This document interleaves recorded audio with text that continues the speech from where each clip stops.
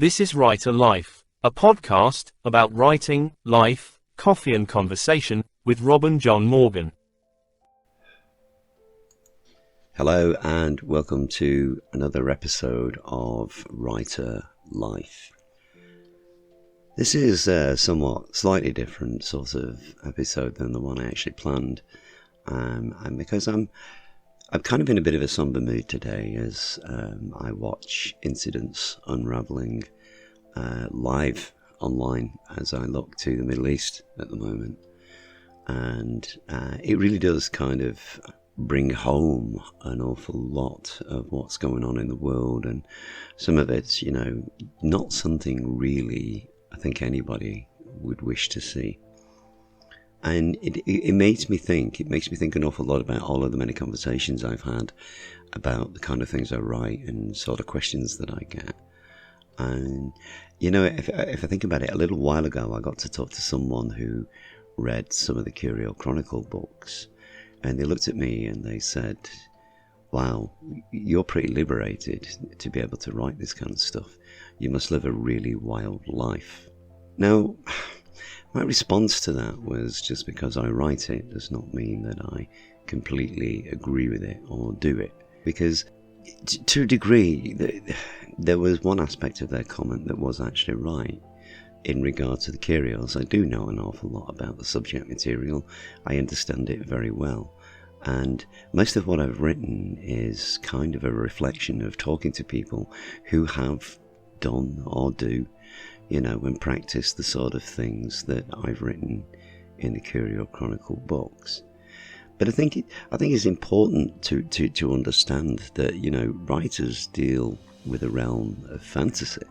We all work in a kind of fictional sense, and we're not writing true reflections of our lives. Yes, we add our emotions, and, yes, we do add some of our own experiences from real life. But an awful lot of what a writer does is based upon the things they've seen and the things they've heard. I watch the world, and I look at both sides of the coin, and in doing so, I see the good, I see the bad, and I see the extremely ugly of life today. I take the modern world and I weave it into the elaborate fabric of the things that I write. And so by doing so, I write what I see before me. I watch a lot of video interviews, I read countless blogs and news articles, and some of these are mainstream articles and others not so much, because I do try to find as many different sources as possible in a particular conflict, like I've been doing in the last few days following the events in the Middle East.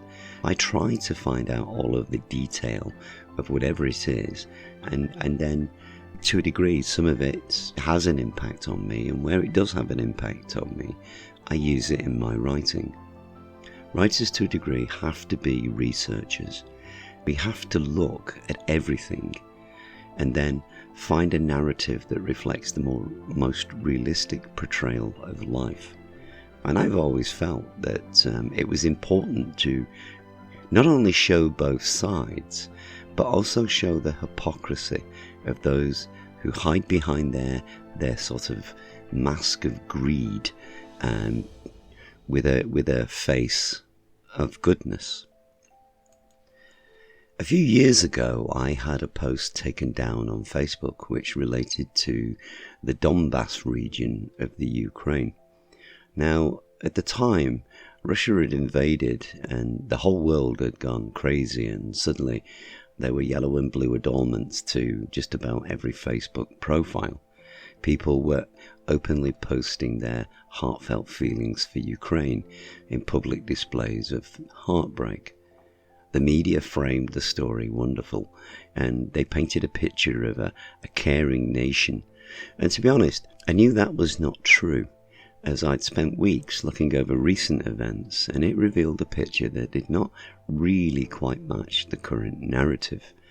And if I'm honest, having looked at many, many conflicts over the years, what I discovered seemed more fitting to the narrative that I was used to seeing around conflicts. Now, I have no love of either side in the conflict, to be honest. I'm not a fan of Ukraine or Russia's leadership. My solidarity is with the long-suffering people of Ukraine, who, to be honest, were suffering great hardships and immense oppression long before Russia came into the conflict. And so, I asked what for me was a simple question. Where was all the sympathy a few years back for Donbass?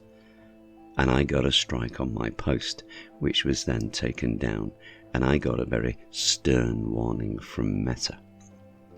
Now, to be honest, I still feel it was a valid point. I don't really care about the politics. I really felt for the innocent people who were suffering under what appeared to me to be as equally a tyrannical rule as Russia, as they were attacked actually by their own side long before the Russian tanks rolled in. Ukraine was bombing and killing its own people, which was something the heavy and, in my opinion, very biased media forgot to tell all of the viewers. People should weep for Ukrainians. They really should, because for well over a decade their lives have been some of the hardest on the European continent, and far more than you actually realise have died as outside forces, corruption and greed, which are not Russian, have played a huge part in harming the poor and disadvantaged people of certain regions of that country. Now, I've always spoken to young writers, and I've told them to write from a point of view of knowledge. In my mind, I think it's really important to observe, talk and learn, and then make notes that can be used later in the sort of things that writers will write. Now, what that means is watch everything, which is pretty much what I do. And I do listen very, very carefully to the things that are said by both sides of a conflict. Now, in my mind, it appears the only thing that conflicted sides have got in common is two aspects of their fight. Both sides believe that they're right and that their God is on their side, and both sides have an innocent population that will suffer as a result of a conflict. So in other words, it's always the innocent that get badly hurt. Rich men make deals, and weapons companies take all the money, and the price that is paid for their greed and their control is the deaths of innocent women and children. Be under no illusions, I absolutely hate and I am against all war. I hate how people have to suffer for nothing more than men's egos and cravings for power and control. And you will never convince me that young children have to die in order to line the pockets of men who are already rich beyond their dreams. It sickens me, and I find it to be quite immoral. When it comes to writing and putting a story together, writing conflicts is actually quite easy. Once you understand the tactics and the mindsets of those who crave power, you basically pick one side to be the aggressor and the other side to be the oppressed resistor, who is basically fighting to survive. It's been a rule of thumb that I've used since I first began writing Heirs to the Kingdom back in 2006, in which I used examples from World War II, the Korean War, the Vietnam War, and other wars such as Kosovo and Serbia. Now, I feel if you're going to write, you have to step away from any political side of support. Writers need to be neutral, they need to be objective, and worry less about sides and more about a reasonable and good portrayal of an honest narrative. It really is important to show the evil and the good. So, whilst vile and terrible crimes against people are committed, on the other side, there has to be acts of valour and moments of heartbreak. In The Lost Sword of Karnak, which is the second in the Heirs to the Kingdom series, which I wrote originally in 2007, and it got published back in 2010, I show the evil acts as Robbie and his group head back home and encounter a convoy on the old motorway. Now, for our young hero, this really is his first time of really witnessing how abused the oppressed are in a conflict. And, it's a very, very sharp learning curve for him as he sees hundreds of families fleeing their homes in fear of a brutal enemy. Many in black vests laughed and jeered as they stopped the carts and threw people off onto the road. They searched the carts and took any precious items out of them, and then threw them into a long line of waiting empty carts. Women cried as they were robbed, and any who tried to stop them were beaten or stabbed and thrown off the road and left to die. Down the embankment was a gully filled with the dead and dying, wounded by the cutters. The carts that passed through were filled with women who cried and sobbed as they drew away. Young women were dragged from the carts and raped in front of their families, as their relatives were powerless to stop them. They were surrounded by laughing and taunting evil guards, and Rune wept as she sat in the trees with Robbie and waited for their cart with their people to appear. Rune could feel the anger starting to boil inside him as Robbie watched in horror, and he clenched his fists. There was a rage building inside him as he saw the slaughter and brutality inflicted on the people of his realm firsthand. Now, this may just be a passage from a fictional story, but I feel it serves the purpose of highlighting the real truths and the real barbarity of war. It really highlights how those of power attack and brutalize those who are weak. Mason Knox's cutters rape any women they want, and if anybody tries to stop them, they are beaten and killed. It really is harrowing stuff, but whether you want to believe it or not, this is actually very common and is an aspect of all wars. You can pick a conflict anywhere in the world today, and I can absolutely guarantee it is happening. I absolutely believe that all wars are wrong and contain unspeakable atrocities. And even though what I write is fictional and my characters are made up, the things that happen in the stories that I write are equally as harrowing as real life. Now, once again, back in 2007, when I was writing Heirs to the Kingdom, I took stories from conflicts that had been told to me. And these were stories that were never reported in the media, and they were covered up. So I added them to the plot. He turned to stop Rune, but it was too late. The horror in her eyes was a picture he was never going to forget for as long as he lived. She stepped out and a thick cloud of flies exploded into the air. Rune squealed and stepped back, turned, and was violently sick in the bushes. "Oh God!" She gasped, and she was violently sick again. Tears streamed down her face. The whole village of women and children and men hung from the trees with their stomachs cut open, their entrails dangled to the floor, where rooks and birds feasted on the hanging remains. Scattered bodies lay on the floor, with long red arrows sticking out of their backs. It was not an easy scene to write at that time, but I felt it was right to really show the horrors of war, and I hoped that, to a degree, people would read this chapter, which contains far more than I've added here, and hopefully understand the truth of what can be the barbaric aspects of war.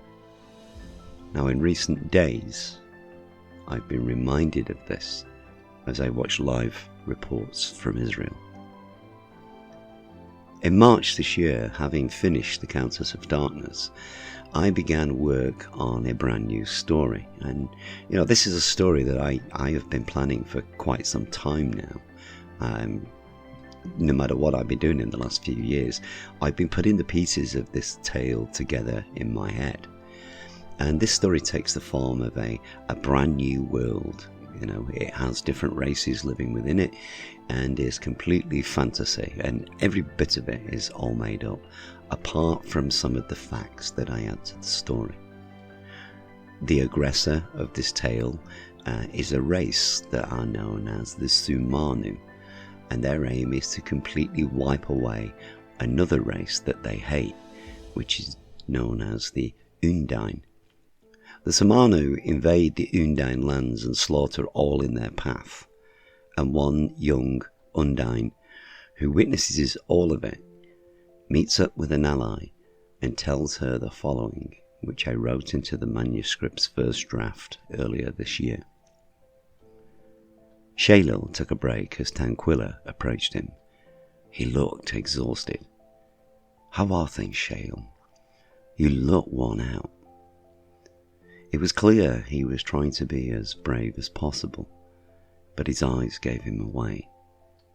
Tanquilla took his arm and gently squeezed it. He took a deep breath as he gathered himself. "I have seen things no Undine should see. It lives in my mind." Tanquilla nodded at him, and she saw he was trying to hold back his tears. He bit his lip and swallowed hard. "My people have been treated in ways we have no words for. My home is littered with our women who lie dead and cut. Tanquilla, their legs, they're covered in blood that has come from their flowers. The Sumanu have done unspeakable things no man should do to them, and then killed them. I want this pain gone from my thoughts." His tears ran onto his face. "My sister is one of them." Tanquilla pulled him into her shoulder, and he broke down. All around him, the men of the Undine watched and gave a nod to Tanquilla. All of them knew of his bravery for one so young. And as he did, they carried the pictures of their slaughtered people. Tanquilla looked at them all standing watching as she held Shaelil and spoke softly to him. Now if you think about this, this poor young Undine warrior has witnessed horrors beyond his belief, including the slaughter of his sister. It really is sobering to read, and to just understand the kind of hatred between some cultures that is reflected in what is going to be, this work of fantasy fiction. This book will be a full-on fantasy story, but sadly, as I write for this recording, it is actually now happening in real life again. Now, I'll not deny, I've watched this weekend as I've seen all of this playing out in real life in Israel, seeing women who have been raped and beaten being publicly paraded through the streets and being spat on. It's chilling and vile. But what I find more disturbing is what I see on social media, where it now appears that half of the people are cheering on such vile acts, and then the other half are talking of the total removal of Gaza and its population. I cannot see this as political. I feel it is actually offensive to see it that way. I understand that this terrorist group have got an axe to grind, and they probably do see themselves as the oppressed. But my heart is with all of those other terrified innocent people who are on both sides, who must be living in, under the greatest fear of their lives. Now, you can paint this any colour you want to, but this is no longer about politics. It is, in my mind, the absolute lack of humanity and recognition of the innocent. I cannot praise what the Hamas group have done, because I see it as brutal and callous. Shooting young kids no older than their early 20s in the back as they flee, from a concert, a peace concert at that, and kidnapping the elderly and tiny children. That's not war. It is shameful and it's ruthless. bombing children and families in a densely populated city is no better. And, I can to a degree step back and see Israel's point of view. But to pound a city filled with people who, to be honest, just want to live a normal, peaceful life, that is not agreeable to me, and I simply cannot accept it. I've seen so many posts on social media asking, what side are you on? But I just feel people should not be picking one. None of this makes sense, because it is a complete waste of what is precious human lives. I cannot help but ask, how many bloody and shocking wars do we have to host before we finally learn that all that happens is the rich get super rich and many, many innocents die as a result?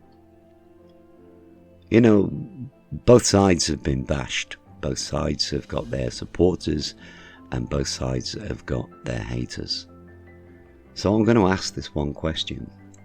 Can you imagine this sort of thing happening at Glastonbury or even Red Rocks in the USA? Unhinged murderous men running around and shooting young people in the back, or raping the young women that they capture and publicly displaying them and celebrating in Trafalgar or Times Square. Can you imagine the outrage and horror of such things? It would rock the whole population of the planet, who would stand up and scream out what a heinous and evil act this is. And yet, as we now see in cities all over the world, not just in Gaza, but everywhere, people are hitting the streets in their hundreds and celebrating these vile and barbaric acts of murder like it's some sort of World Cup final. I think it is utterly shameful behaviour and should never have been allowed to happen. How did we get to this in what should be a modern, civilized world? How is there even a war in Ukraine, which is propped up by the USA, the UK and Europe? Yet why are those powerful governments not doing everything in their power to get the two sides to talk peace? I've no idea how many times I've asked this question, but where does all this hate come from? I've spoken the words, I've written it in all my blogs and on my podcasts. There is too much hate in the world today, and all of us really, really need to seriously think about this and find some way or some means to look for peace. When I see cities filled with people all over the world celebrating the barbarity of the rape and murder of innocent women and children, it absolutely breaks my heart, because this is not the way forward. This is not how we attain peace in the world. I see it as senseless death, nothing more. Because it is senseless. There's no rhyme or reason behind any of this that can justify what is happening in any language, any religion, any creed or colour. There really isn't.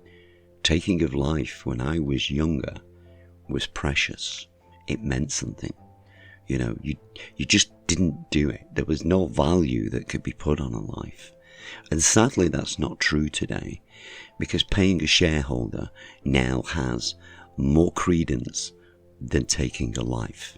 And I find it all utterly shocking, which is, why I take this stuff and I write it into the stories that I put together.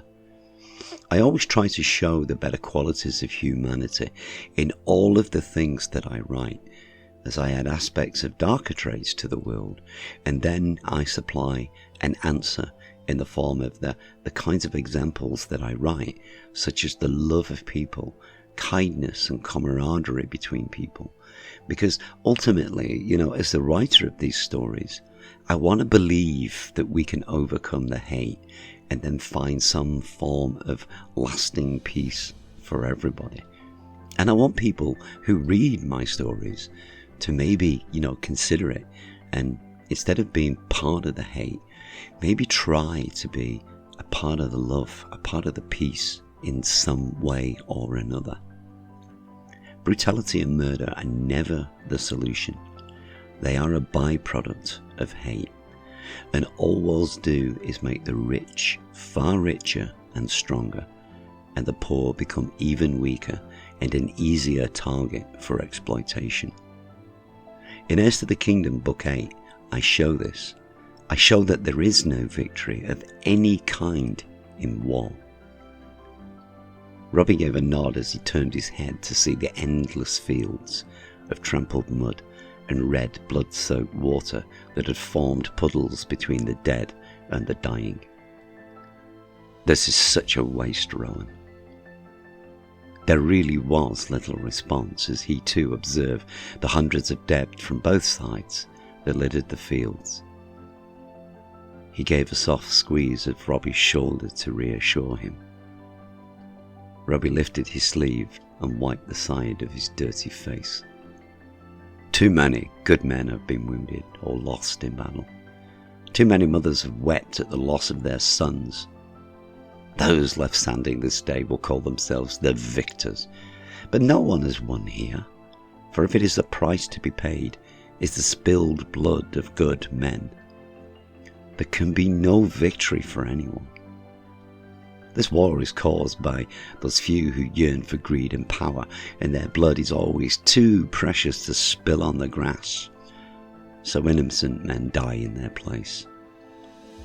Those that start wars always survive them with greater riches and power, and many families weep for the loss of their young. You tell me, Rowan, where is the honour or victory in that? I fell as I brought Heirs to the Kingdom to a close. It was very important to show the truth of war and of the man who was forced to fight it. I can never accept war is the answer to anything. And I understand the difference in all situations. But this single moment from the circle of darkness, I feel, holds a very powerful truth, and it's one the world has still yet to learn. Next year I will be publishing the final part of the story arc that I've built around Heirs to the Kingdom. And once again I will show how Robbie reacts to any talk of war. Now this story is set 18 years after that final book. So when his daughter questions the past and she stands beside her mother, her father confronts her with anger and talks of the evil of Mason Knox and his vile mother, Morgan Le Fay. I'm glad that my daughter and the rest of my children are now safe. I'm glad that within a month of your birth, I stood on that island whose name you carry, and I slaughtered her monsters as they came at me, looking to kill you. And I slaughtered the lot, because that gave you the life you have. If you want to know the truth of that dark-hearted witch, walk into the village hall and look up. That wall has the name of everyone who gave their life to allow you to live here safely.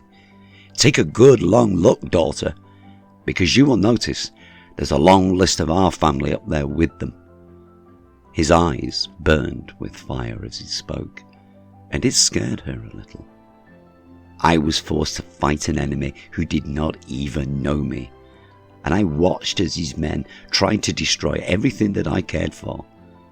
I never thought killing was the answer, but her son was adamant he would kill everything for no other reason than he wanted it for himself. His men did not want a war. They were forced into it just like I was, for no other reason than his vanity. I learned one thing from that vile war that all of us have got in common, and that is no matter what, all men bleed the same blood, and it is red. You'll stop this now. I will not allow it in my home. Am I clear? He turned and stormed up the steps as Iona stood with tears in her eyes. At the end of the Circle of Darkness, Robbie hangs up his sword and vows to live a war-free life away from the hate and death that he has witnessed. And, as in the as yet unpublished Violet Stone, it's very clear that he is a man haunted by the war that tore his family apart and destroyed the lives of many.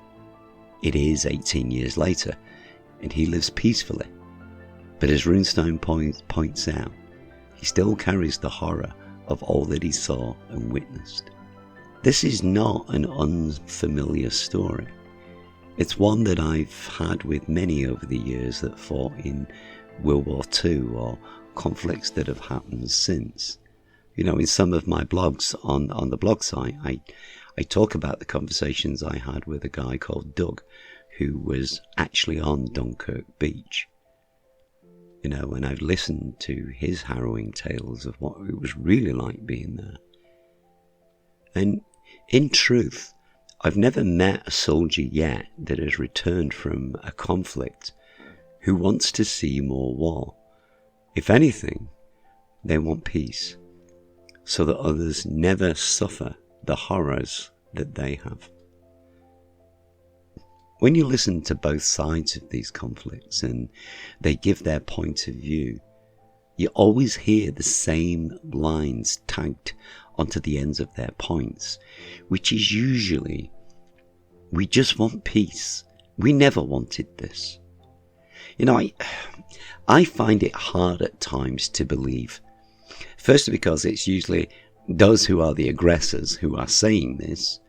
And in many cases, it's the oppressed who's asking for help, which usually takes the form of, please send us lots of money and weapons to help us. Now, the biggest problem I have with all of this is that, in fact, there's one example for peace that actually shines like a beacon across the whole of the world. And it is that example set by two countries whose hate was deep.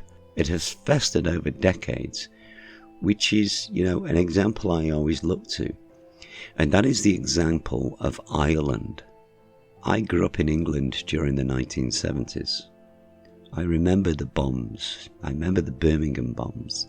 I remember the bombs going off in Liverpool, and I really remember the bombs going off in Manchester because, I'm literally, not that far away from Manchester town centre. I can remember walking around Manchester city centre with a few days after that actually happened and seeing the devastation and the carnage. A lot of people today won't get it, but back in the 1970s, it was actually a pretty scary time. If you saw a parcel wrapped in a dustbin, you immediately informed the police.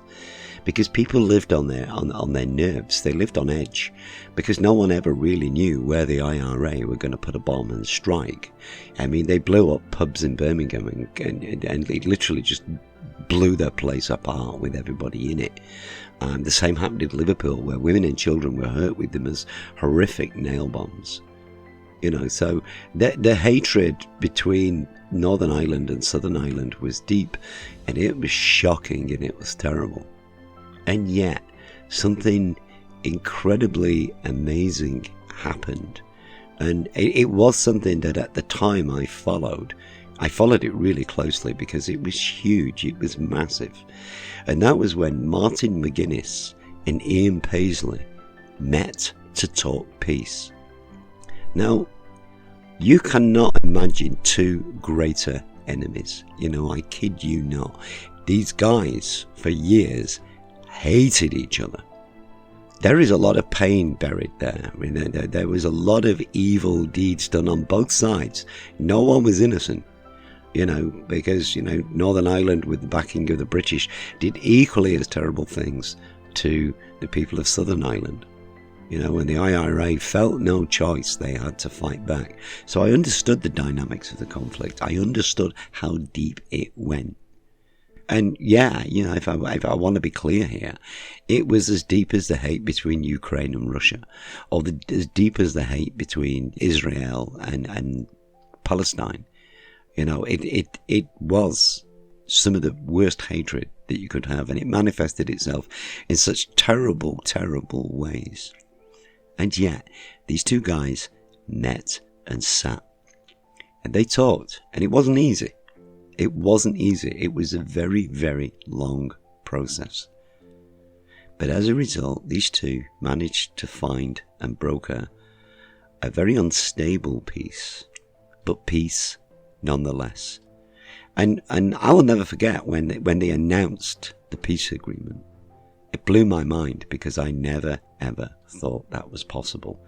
Because the conflict had gone on for far too long. The hate was so deep, and yet they did it. And I've always thought it was the most amazing thing in my life to happen. I still do today. I still think out of all the things I've seen and witnessed, the peace accord with Ireland between Martin McGuinness and Ian Paisley was possibly one of the most impressive and most amazing feats of humanity. Was not that long ago I watched TV footage of Martin McGuinness stood in tears at the death of Ian Paisley. And again, you know, it is such an unimaginable thing. But through the peace process, through the talks that they had, they worked together in the Irish Parliament and they became incredibly good friends, very close friends. And Martin McGuinness, you know, was devastated at the loss of his friend. And I got to tell you, back in the 1970s, if you'd have told me that would happen, I would never, ever have believed it. It is just incredibly, it's just, there's no words for it. I mean, even now, I can't put into words correctly, you know, how I feel about how amazing and how impressive it was that those two found a peace. Because honestly, you know, there was no hope of peace when they met. And yet they've done it. And it is shaky and it is unstable, but it's still there. There is still peace between the two countries. So it can be achieved. And I think it's an important point to remember. And maybe, no matter what your belief, everyone should understand that war is never the solution. You cannot kill your way out of a disagreement. At some point, you run out of weapons. I've never, ever met a family or a parent who does not want their children to grow up safe and free of the hatred of this world today. And I've never seen a small child turn on another child because their skin was a different colour. When a young child sees another child, all they see is a potential friend and a playmate. Why do we teach them as they grow up that they must hate? We should learn from our children. It matters not who your God is, or what colour your skin is, or even what your politics are. We are all members of one race, and that is of this earth. We are humans, and as such we should hold great humanity. So if I am asked, what side am I on? I will respond, neither of those. I'm on the side of humanity. We're all human, we're all flawed, and we do make mistakes. But there is one thing that we all have in common, and that is that we all bleed the same colour, and that is the colour of red. To all of you who've sat here and listened to me today, I want to give you a very, very big thank you. This is not an easy subject to talk about because it is very sort of charged with many, many different issues, be it politics or religion or creed or culture. It is a difficult subject. But I have the absolute belief that no matter what, if we dig down deep enough, we can find our humanity and we can find peace. And that starts with conversations. It starts with being open and honest and transparent with each other. And that is something that at this moment in the world we don't see an awful lot of. And we need to. We need to bring back the great peacekeepers of the past, people like Martin Luther King or even John Lennon to a degree, because an awful lot of what he said made an awful lot of sense. I guess I'm just an old hippie, born in the 1960s, raised through the late 60s into the 1970s, and that will always be reflected in the things that I write. But I hope you found today's podcast thought-provoking. I've kind of been in a very somber mood this weekend watching this stuff, because it really is heartbreaking. And, I'm not picking sides. I'm on the side of all of these poor people who are going to suffer, because the suffering has begun and it's going to get worse. And it's not just one side. People on both sides of this have been hurt and are still being hurt. And we all need really to consider that. I'm going to be back next week with another episode, hopefully something a bit more cheerful. I'm getting very excited now because, I've got the next Curio Chronicles book coming out and the cover's finally finished, and I'll be getting that up online soon, and we'll start promoting, getting ready for the big release at the end of October. So I'll be back next week. I will see you then. Thank you very much for listening in, and goodbye for now. Thanks for listening to the Writer Life podcast. If you have enjoyed this episode, or there are areas of Robin's stories you would like him to discuss, please add your thoughts and questions in the comments, and we will include them in a future episode. You can follow Robin on all his social media links, which you will find listed below, and please, like and subscribe to this channel, so you get the latest notifications when he posts. All Robin's books are available in digital and print formats to purchase or download through all online book sales sites.